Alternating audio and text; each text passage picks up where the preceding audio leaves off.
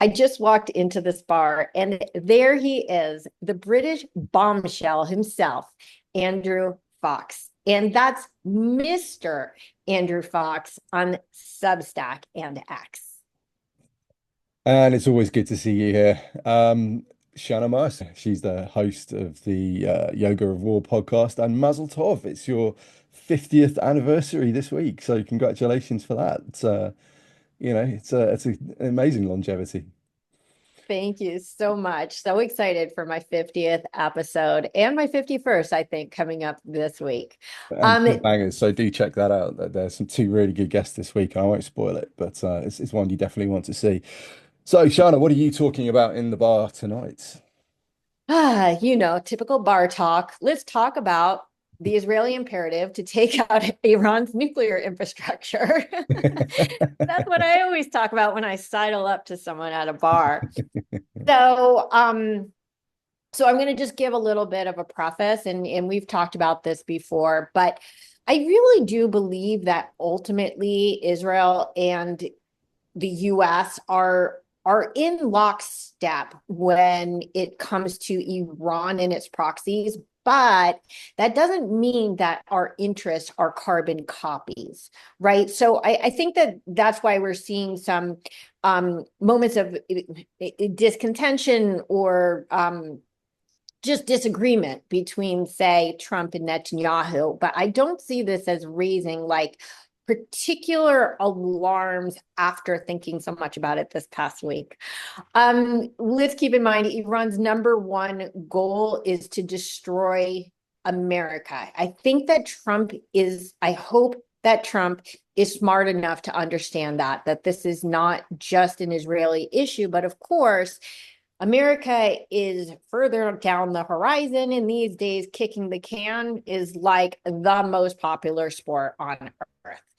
However, Iran being further not only from like viability of hitting America, of course, America is much bigger than Israel. So what could Iran do to America if they drop a bomb on New York, on Los Angeles?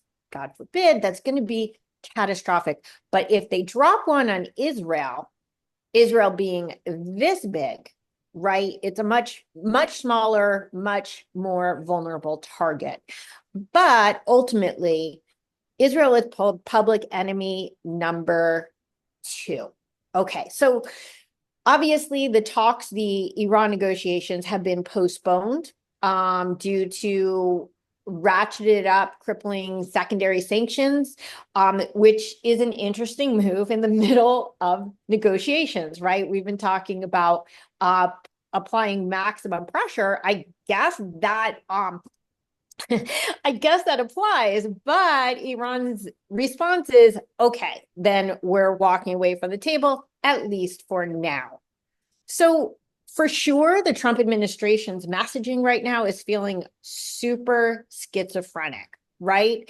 Every day, like 5 times a day, I get a headline, Trump administration says no nukes.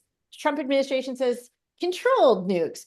Trump administration says only, civilian infrastructure. So Trump administration says no civilian infrastructure, right? And it's just like, from minute to minute, the story is changing. And now I'm wondering, is it deliberate?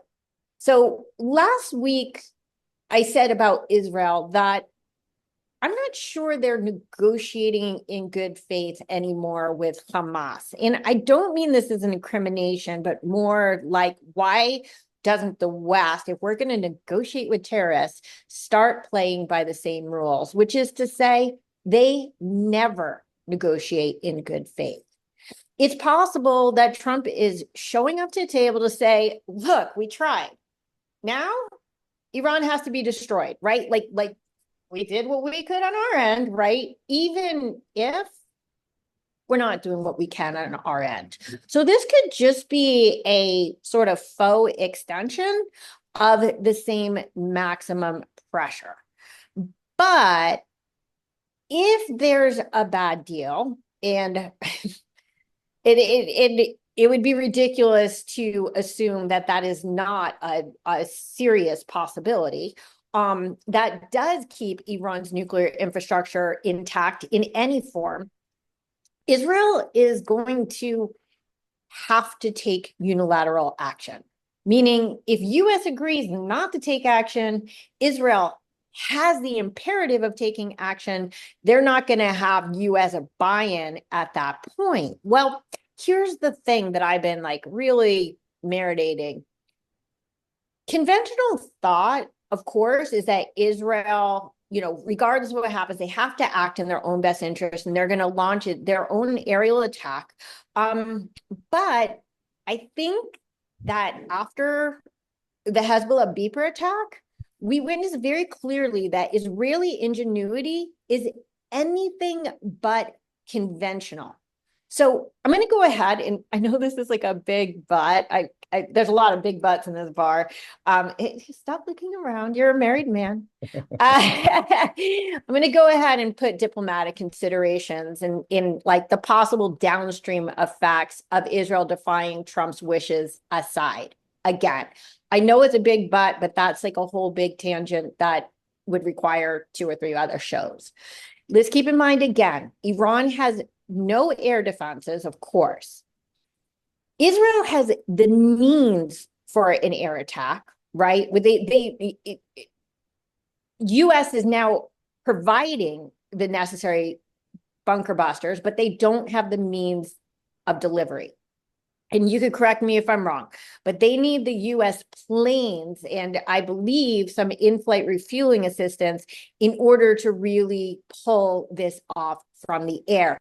But Israel does not need bunker busters. I think these are a red herring. Let's be honest. Israel has people, AKA Mossad, who can destroy the nuclear infrastructure from the inside. To cite like just a few recent incidents, right? So in January 2018, the Mossad literally stole boxes of Iran's full nuclear plans. There's that. Okay, so they already have the blueprints, the information, everything that they need. That was the UN bombshell, right, that Netanyahu presented. In 2021, they triggered planted explosives in the Iranian uranium centrifuges. And just last month, we saw, a few weeks ago, I say last month, it's like May 5th, we saw Beirut 2.0 in the port explosions that occurred. Now, in addition to ongoing computer hacks, I think that my favorite of the list of things that Mossad has done was that last year, I mean, this may not be the most detrimental, but it's certainly my favorite. Last year, it was revealed that the counterintelligence czar of Iran, that was literally his job was to discover Mossad agents in Iran, turned out to be a member of the Mossad. Funny, not funny. How does it get better than that? To have a double agent being the agent that is actually in charge of spying on you. So here's the thing. If Israel does go ahead, right, and destroy Iran's nuclear program with internal sabotage instead of an aerial assault, which everyone is expecting, I believe that that's going to give the US and Israel both plausible deniability. So it will save face and possibly save the whole relationship between the, I'm not even going to say conflicting, but maybe not perfectly aligned US and Israel interests in this moment. And when it comes to internal sabotage, which we see time and time again, Iran has this dilemma that either they admit that they're vulnerable in that Israel has once again infiltrated and was able to sabotage their systems, or they make up excuses, right, over and over again, Or they say, yes, we say Israel did this and we're going to use it as justification for retaliation. So they have to decide at their weakest point in history, do they want to admit their ultimate vulnerability to Israel at every turn? Or are they going to brush off and say, hey, fires happen? So in summary, I think that either we're going to have no deal, or in which case Trump has said he will lead the charge, right, with Israel to destroy Iran's nuclear program, which I assume will be aerial, or there is a deal, and I think that Israel will take it upon themselves to destroy the infrastructure from within. Yeah, because it strikes me there's not any really excellent option on the table here. The status quo is not good. Any deal won't be good. And then military action, it doesn't come with any guarantees, as we're seeing in Yemen right now. Over 1,000 airstrikes, billions of dollars in munitions, and the Houthis are still getting missiles through to Ben Gurion. So there's no magic bullet anywhere on the table, and no option that's compelling or is an easy fix to this. So perhaps even a combination of the two. A combination of military attack and subterfuge attack might be the way forward. So yeah, it's very interesting. Okay. Excellent. Okay. What's on your mind this week? So it's announced today that the IDF are going to conduct the full invasion of Gaza if there's no deal signed by the end of Trump's visit on 16th of May. So the clock is firmly ticking. Interesting that they've announced it, or a defense insider was quoted, which means it wasn't formally announced, which means it's been leaked on purpose, I suspect. And it's clearly part of the campaign to ratchet up the pressure whilst these negotiations are ongoing. Obviously, Israel has red lines that totally clash with Hamas's. Hamas want to stay in power. Israel insists that they go. The only thing keeping Hamas in the fight right now is the hostages, and obviously Israel is demanding that they release them. So there's some real lack of a middle ground on those negotiating positions, and what Israel has been doing since resuming combat operations is ratcheting up that pressure, so they get towards a deal on their terms rather than on Hamas's, which arguably we could say that the last deal was. It was not a good deal. It wasn't a good deal for Israel. It was a great deal for Hamas, but it didn't last. Now, the military approach they've announced, I have some reservations because I think it's going to be a long and expensive campaign to achieve what they want to achieve, and there's no guarantee, once again, that the goals of returning the hostages and the goals of destroying Hamas are compatible. That that nobody has yet fundamentally answered the question, how do you do both? Which concerns me from a someone who's friends with hostage families, and I know them pretty well. The idea that they might be written off is horrifying, and it's not one I really want to see. The next concern I have is over the military tactics used. Now, I kind of disagree with John Spencer on this one. He's talking about them doing, I think Jonathan Congricus is as well, talking about clear, hold, build, where you clear an area, you hold it, and then you rebuild infrastructure and governance. I think it's a failed method. It was a disaster in Afghanistan. It was a disaster in Iraq. And people point towards the Petraeus surge in Iraq, but that completely collapsed the second that troops scaled back down again because it wasn't aligned with Iraqi political goals. So when people hold up the Petraeus surge as a good thing or a successful thing, I would vehemently disagree. And I think it was a failure, and it's not something that Israel should attempt. So I kind of propose a slightly different model, actually. I wrote about it on Substack back in February, because I've been thinking about this for some time. I picked up the mood music in Israel in February that they were already planning for a big 5 divisional seizure of the whole of Gaza. So I thought, how would I do it? And the first thing you have to do is destroy Hamas, as much as you can. And that's what we've seen effectively since combat operations restarted. We've seen that continual attrition of Hamas leadership, Hamas capabilities, Hamas infrastructure. It's all been getting hammered for the last couple of months. I would then shift the civilian population, which it does look like Israel are doing. I would try and separate them from what's left of Hamas, and then I would focus on controlling Gaza in terms of a military occupation. So you lock down key junctions, you make sure there's no maneuverability, You start grinding away that tunnel infrastructure and denying the enemy the ability to move around. All the while, you've got the civilians in relatively safe areas, and you're able to take control of the aid and the humanitarian provision so that Hamas can't control it. So you're cutting Hamas off economically, you're destroying their leadership, and then you're destroying their infrastructure. And then I think a rebuild of Gaza is what's needed. And you could do it along the lines of what Haussmann did in Paris, where you design it so that you can maneuver troops when the place is rebuilt. You can, it's you can design a city so that it is easy for military control, which isn't, it's not ideal. We don't want a long-term occupation of Gaza, but if you're going to do this, it is a long-term operation. There's no quick fix here. There's no, it's over in 2 months solution. If you commit to full occupation of Gaza, this is a years-long project. And I think people need to be aware that that's going to take a huge economic drain on Israel, keeping that number of reservists mobilized to control the place. But you can't clear Hamas and then just ditch it, because that void will be filled by equally malign actors, be it Hamas remnants or Islamic Jihad or any of the other groups in there, or a new group. Somebody's going to do it if you don't, so you have to. And only then, once it was rebuilt, would I look at, allowing the population to move back in, having an alternative governance set up, provide security for them till they're established, and then you can eventually hand over. But this is a huge, huge undertaking by Israel, and I'm very much skeptical at the moment that it's the right option, because even if you remove Hamas, you're still left with a population who hate you. There's no quick fix to, what are we on now? 70, 80 years of Palestinian animosity towards Israel.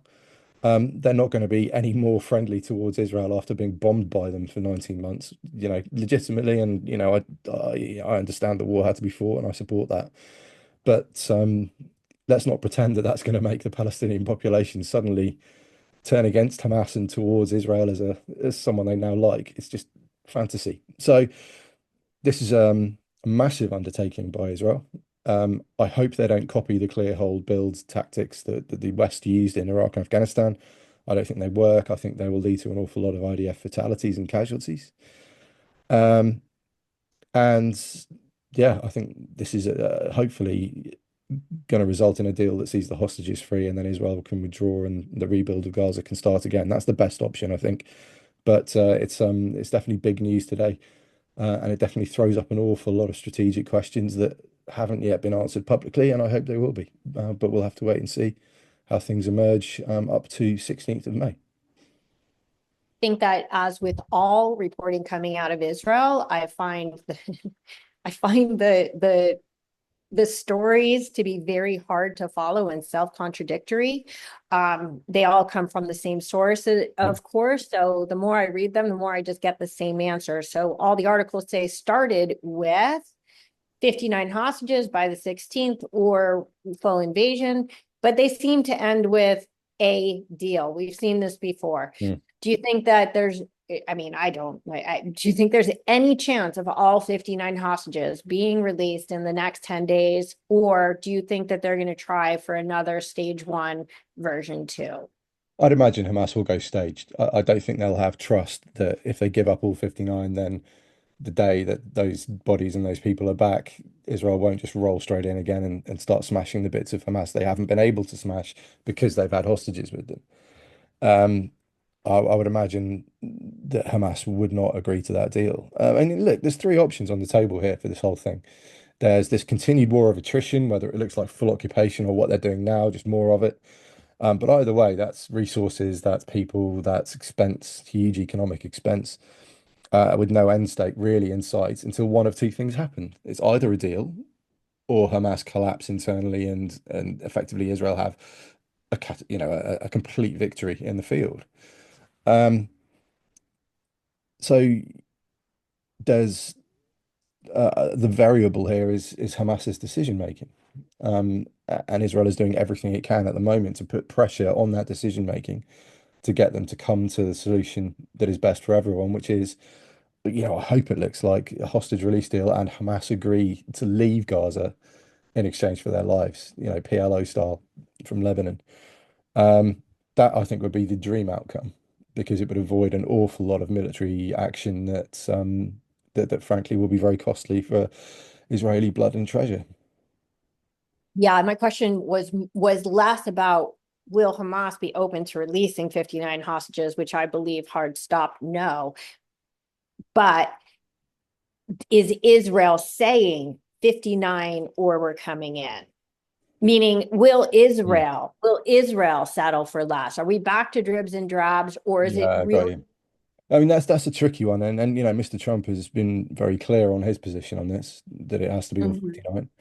Um, when you go into a negotiation, you have to look at what your chips are. Does Israel have the chips right now to force the release of all 59?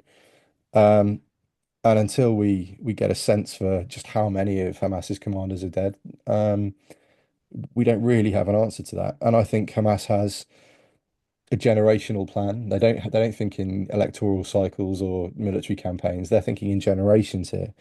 And actually, it really suits them to have Israel keep bombing Gaza. This has been their entire strategy throughout the war, is to leverage their human sacrifices of Gaza's population to damage Israel on the international scale. And if Israel does, for example, go to the maximalist um, option where they throw 5 divisions in, the the international damage to Israel's reputation is going to be off the charts. They're going to be able to make so much hay with the images and the footage that are going to come out of Gaza. Never mind the sort of occupation narrative that you'll have off the back of it. Um, Now, Israel might say they don't care, but you can't go through. Uh, you can't continue on the international stage without that support from America if you're Israel. And if you're alienating an entire generation of youth who will one day be leaders, who all of a sudden are anti-Israel because they've been brainwashed during the Gaza conflict, and that's terrible and strategically disastrous. So there's a lot of variables here. And as with the Iran issue you just spoke about, like every option that comes with second and third order and fifth order and 10th order effects that need to be thought through before you hit go, because once the genie's out of the bottle, then it's very hard to put back in. And if you've not thought through those second and third order effects, you're in real trouble. So this is difficult, tricky, gnarly, wicked problem stuff, but to which there is no quick and easy, simple solution. And anyone who thinks this is going to be over soon, I would wage caution. I would urge caution against expecting this to be over by the summer. I know you have to wrap up, but I do want to say that in the first days and weeks following not the invasion, the Hamas invasion, October 7th, Netanyahu said very clearly this war was going to take years. Hmm. And everybody seems to have forgotten that because he said it over and over again. And they're like, are we done now? Are we done yet? Are we done this week? Right? Today? But there does seem to have been a big shift in the narrative of we don't want occupation, we don't want occupation, we don't want occupation. Now they're like, well, the only way to really do it, other than I'm still a fan of the Trump plan, uh, is which is another form of occupation, but I don't know like how long term they're looking at this potential occupation before Gaza can sort of return to some sort of uh non-terrorist self-rule. Yeah, well, they've If that's said, they've said that there's going to be no forced relocation. They've been quite clear Mhm. about that. But anyone who wants to leave, they will facilitate that. So, Mhm. you know, it won't be the Trump plan. It never is the first thing that comes out of his mouth. It's always a sort of scaled, pared back version, Right. which is plausible. And actually, that's no different to what everyone in the world was proposing anyway, which is you reconstruct Gaza properly. And yeah, it's I don't think it's really 4D chess here. Like Gaza's going to have to be reconstructed somehow. So so yeah, bottom line, it's really complicated. And it awaits to be seen how this is going to play out. Wow. Well, thank you so much, as always, for enlightening me and everybody else with your brilliant insight. I hope that everybody is subscribing to your paid subscription on Substack. I could tell you that for $7 a month, it is definitely worth it. The insights just keep coming. You are Oh, a thank you. machine. Content generating machine. Um, and likewise, please do like and subscribe to this. Go and have a look at Shana's YouTube page this week. Two great interviews coming up. But please stick your comments in the replies. Always fascinating to hear what people think and just get feedback on this stuff. And we'll do the same thing again next week. So, Shana. Absolutely. And wait, on top of subscribing, remember to click the bell for notifications so you never miss an episode. People always tell me, I didn't even know you had a new episode. I'm like, it's so simple. Click the bell. Well, they never do that in a military bar. Never ring the bell because it means you have to buy a Oh, round for everyone, and that can get quite expensive. So, top tip: if you're having an army mess, don't ever ring the bell. But as always, I will say cheers, and we'll chat next week. thank you so much. L'chaim. See you on Monday. Take care.